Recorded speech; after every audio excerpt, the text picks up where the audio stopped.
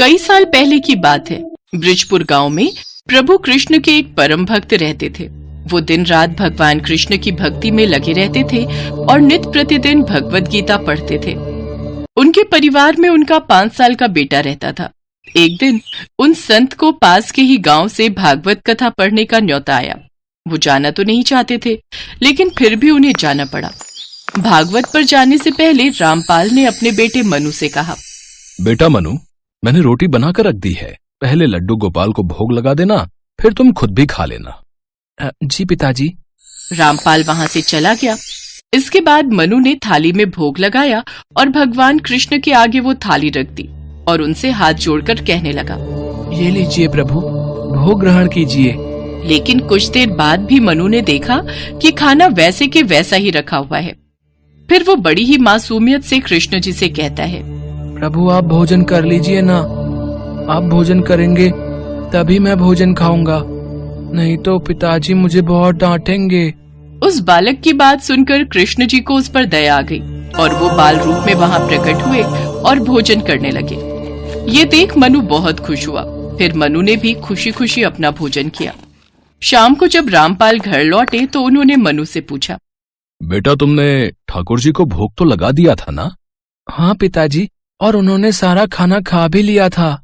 ये बात सुनकर रामपाल मुस्कुरा दिए। अब ये रोज का ही नियम हो गया था। रामपाल सुबह भोजन बनाकर चले जाते और मनु कृष्ण जी को भोग लगा देता और कृष्ण जी बाल रूप में आकर भोजन ग्रहण कर लेते। एक दिन मनु अपने दोस्तों के साथ खेल रहा था। खेलते खेलते उसे याद आया, कान्हा जी को भोग लगाने का समय हो गया। वो बेचारे भूख के मारे रो रहे होंगे, मुझे घर जाकर उन्हें भोग लगाना होगा। मनु जल्दी से घर आता है और कान्हा जी को भोग लगाता है।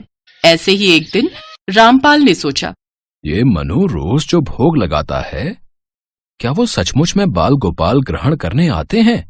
आज कुछ भी हो, इस बात का पता तो लगाना ही होगा। उस रोज रामपाल ने लड्डू का भोग बनाया और मनु को बोले, मनु, भगवान को भोग लगा देना, मैं भागवत पढ़ने जा रहा हूँ। इसके बाद वो बाहर निकल गए और चुपके से खिड़की से झांक कर देखने लगे। उन्होंने देखा जैसे ही मनु ने भोग लगाया तो कृष्ण भगवान बाल रूप में आकर लड्डू खाने लगे। रामपाल दौड़ते हुए अंदर आए। उनके आते ही कृष्ण भगवान ने लड्डू गोपाल बाल प्रतिमा का रूप धारण कर लिया। रामपाल रोते हुए कहने लगे, प्रभु, आखिर मेरी भक्ति में ऐसी कौन सी कमी रह गई जो आपने मुझे दर्शन नहीं दिए और इस बालक को हर रोज दर्शन दिए। तभी एक आकाशवाणी हुई, वत्स, बालक का मन सच्चा है, उसके मन में कोई छल कपट नहीं है, इसी कारण मैं इसके समक्ष प्रकट हुआ। जो भी सच्चे दिल और भक्ति से मुझे याद करता है, मैं उसके समक्ष प्रकट होता हूँ। रामपाल को समझ आ गया कि भगवान क्यों उस नन्हे से बालक को दर्शन देते हैं। बस उसी दिन के बाद से भगवान श्री कृष्ण के लड्डू गोपाल स्वरूप की पूजा अर्चना होने लगी।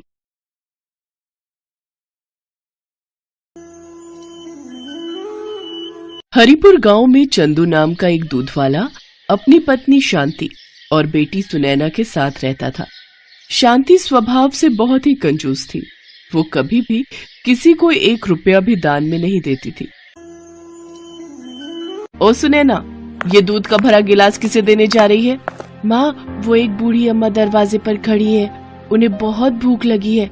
माँ, हमारे पास तो बहुत सारा दूध है, मैंने सोचा थोड़ा सा दूध अम्मा को दे दूं। बड़ी आई गरीबों में फालतू का दूध बांटने वाली। ला इधर ला ये दूध का गिलास। पता है कितना महंगा दूध है ये? पाव भर दूध ऐसे ही दे दूं। और ये सब छोड़, तू जाकर ये मक्खन गांव में बेच कर आ। सुबह दूध बेचने गई तो मेरे पैरों में अभी तक दर्द हो रहा है। और कभी कोई कहे कि मक्खन के पैसे तेरे बापू को देंगे तो तू साफ बोल देना कि ये हिसाब अलग है और तेरे बापू अभी 8-10 दिन बाद ही शहर से लौटेंगे, तब तक इंतजार थोड़ी करेंगे। ठीक है माँ। सुनैना मक्खन बेचने चली जाती है। मक्खन ले लो मक्खन, ताजा ताजा मक्खन। अरे सुनैना बेटी, आज तू मक्खन बेचने आई है? सुबह दूध शांति दे गई थी। तेरे बापू घर पर नहीं है क्या? हाँ काकी, बापू कुछ दिनों के लिए शहर गए हैं।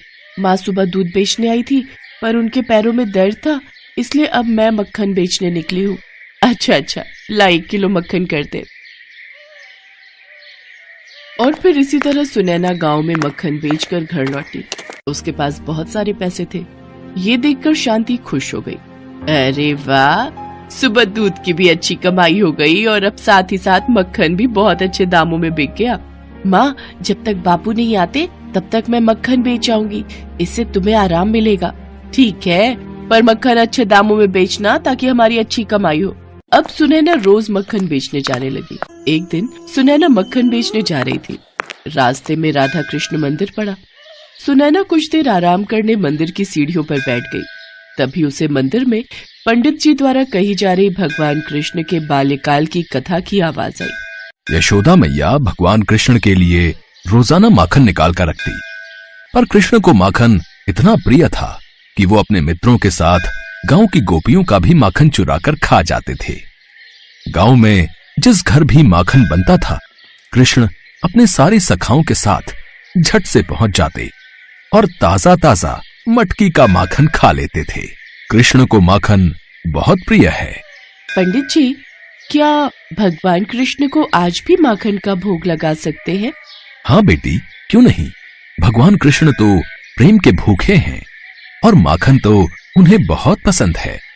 पर गांव के लोग केवल जन्माष्टमी पर ही भगवान कृष्ण को माखन खिलाते हैं, और दिनों में कोई माखन नहीं लाता। पंडित जी, चिंता मत कीजिए, अब मैं रोजाना कृष्ण के लिए माखन लेकर आऊंगी। ये लीजिए पंडित जी, मेरे पास बहुत सारा माखन है और इसमें से थोड़ा सा भगवान कृष्ण को खिला दीजिए। जीती रहो बेटी, खुश रहो। अब सुनैना रोजाना ही जब मक्खन बेचने जाती तो थोड़ा माखन भगवान कृष्ण के लिए निकालती और उसके बाद बचा हुआ माखन बेच देती। माँ, ये लो आज के माखन के पैसे। क्या बात है सुनैना, आजकल तू माखन के बहुत कम पैसे दे रही है, कहीं तू पैसों को खर्च तो नहीं कर देती? नहीं माँ, मैं तो सारा माखन बेच कर आती हूँ। वो तो लग रहा है गाय भैंस दूध पतला दे रही है, इसी कारण माखन कम निकलता है। कुछ तो गड़बड़ है, मुझे इसका पीछा करना होगा। जरूर सुनैना मेरे से झूठ बोल रही है। शांति सुनैना का पीछा करती है। सुनैना मंदिर के आगे जैसे ही रुकती है, शांति उसका हाथ पकड़ लेती है। ये तू मंदिर में कहाँ जा रही है? मैं तुझे माखन बेचने के लिए भेजती हूँ या खेलने के लिए? चल, अब से मैं भी तेरे साथ माखन बेचने जाया करूंगी। अकेले तू इधर उधर खेलती रहती है। अब क्या करूं, माँ तो मेरे साथ है। अब तो मैं मंदिर में राधा कृष्ण को माखन भी नहीं खिला सकती। शांति ने सुनैना के साथ मक्खन बेचने जाना शुरू कर दिया, इसलिए अब सुनैना मंदिर में राधा कृष्ण को मक्खन खिलाने नहीं जा पाती थी। ऐसे ही कुछ दिन बीत गए। एक दिन सुनैना बापू के साथ बाजार गई हुई थी। तभी पीछे से बहुत ही सुंदर सलोने दो बच्चे शांति के पास आए। मेरा नाम राधा है और इसका नाम कृष्ण है। हम दोनों मंदिर में रहते हैं। तो मैं क्या करूं? यहाँ क्यों आए हो? सुनैना हम दोनों को रोज माखन खिलाने मंदिर आती है, पर कुछ दिनों से वो नहीं आ रही थी, इसलिए हम दोनों खुद ही आ गए। हाँ, मैंने तो बहुत दिनों से माखन खाया ही नहीं। अच्छा, तो तुमने सुनैना को माखन के पैसे दिए थे? नहीं, हमने माखन के पैसे नहीं दिए। अच्छा, तब भी मैं कहूँ माखन के पैसे इतने कम क्यों बन रहे हैं? मुफ्त का माखन नहीं है हमारे पास।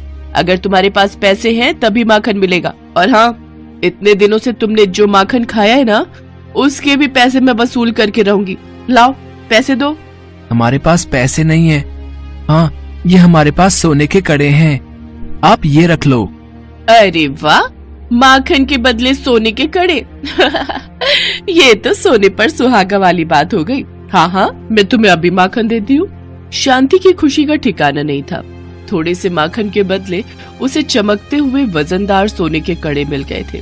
कुछ देर बाद चंदू और सुनैना वापस लौटते हैं। शांति उन्हें सोने के कड़े दिखाती है। वो कड़े देखकर सुनैना चौंक जाती है। माँ, ये तो राधा कृष्ण के हाथों के कड़े हैं। मंदिर में उनकी जो मूर्ति है उसमें राधा कृष्ण ने ये कड़े पहने हुए हैं।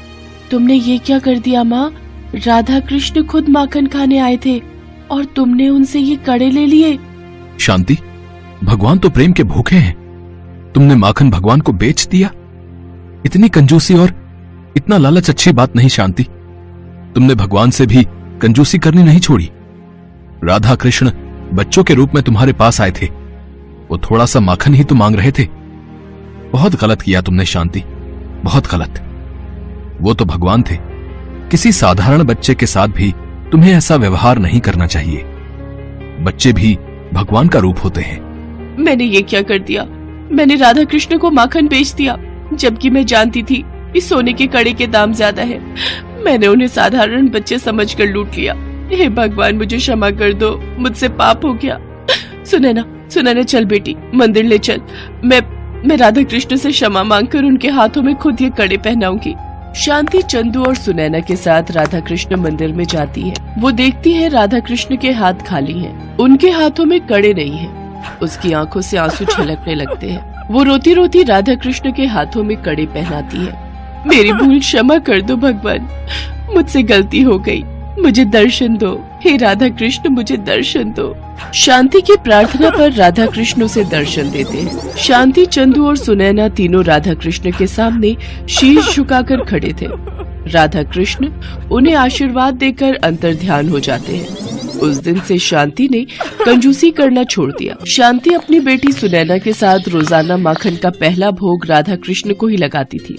उसके पश्चात ही वो माखन बेचा करती थी। शांति ने गरीब और मजबूर लोगों की भी सहायता करनी शुरू कर दी थी और अब वो दान पुण्य किया करती थी।